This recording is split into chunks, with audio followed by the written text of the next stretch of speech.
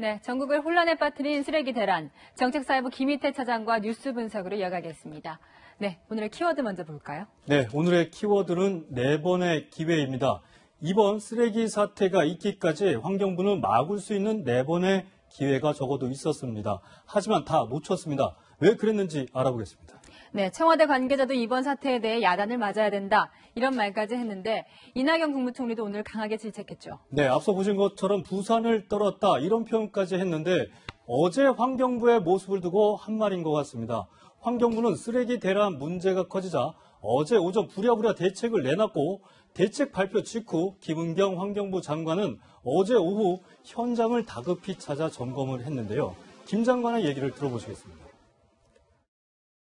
저희가 조금 더 정책을 빨리 내놨더라면 좋았을 걸 하는 생각이 없지는 않습니다만.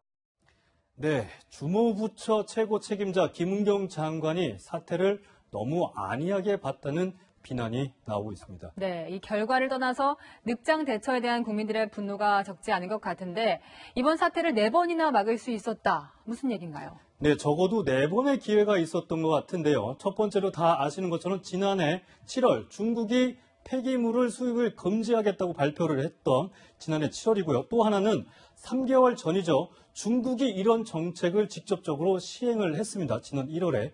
마지막으로 또 한 번의 기회는 2016년 7월, 벌써 2년 전인데요. 환경부에서는 이 외부 기관에 용역 의뢰를 해서 이 재활용품 시장에 대한 보고서를 작성을 했습니다. 바로 이 보고서를 내용을 잠깐 보겠는데요.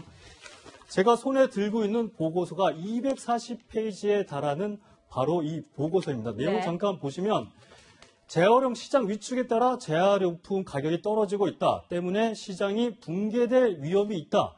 바로 분명히 이런 내용을 경고를 하고 있습니다. 또 어제 환경부가 발표한 소각지원금 등 대책도 이 보고서에 대부분 담겨져 있었습니다. 네, 이런 보고서 내용을 보면 오늘날의 사태를 미리 알 수 있었는데 왜 보고서 내용이 정책에는 반영이 되지가 않은 건가요? 네, 저도 이 부분이 굉장히 궁금해서 이 연구 보고서에 대한 환경부 평가서를 찾아봤습니다. 분명히 정책에 참조하고 재활용 활성화 대책 수립 시 연구 결과를 반영하겠다고 돼 있었는데 이 평가서 담당 공무원한테 직접 전화를 해봤습니다. 이거 어디서 보신 거예요? 저도 좀 보고 황당한데. 네, 뭐. 그게 오기 같습니다, 오기. 네, 담당자의 말은요. 담당자로 적혀있는 공무원 자신의 이름이 잘못 기재됐고 전임자가 연구소를 평가했다고 해명을 했습니다. 전임자와 연락을 또 시도를 했는데 연락이 닿지 않았고요. 2년 전 이런 보고서까지 있었는데 왜 정책에 반영되지 않았는지는 정확히 듣지 못했습니다. 환경부 이 용역 보고서 작성을 위해서 5천만 원을 썼습니다. 그런데 기본적인 평가 서류도 잘못돼 있었습니다. 네, 2년 전에 썼고 또 이런 보고서 결국은 국민의 세금으로 쓴 것인데 무용지물이었던 셈이네요. 네. 또 한 번에 막을 수 있었던 기회는 언제였습니까? 네, 또 한 번의 기회는 지난해 9월입니다. 이 재활용 수거 업체들이 환경부와 지자체에 앞으로 쓰레기 대란이 온다 이렇게 경고를 했는데 돌아온 답변은 바로 이거였습니다.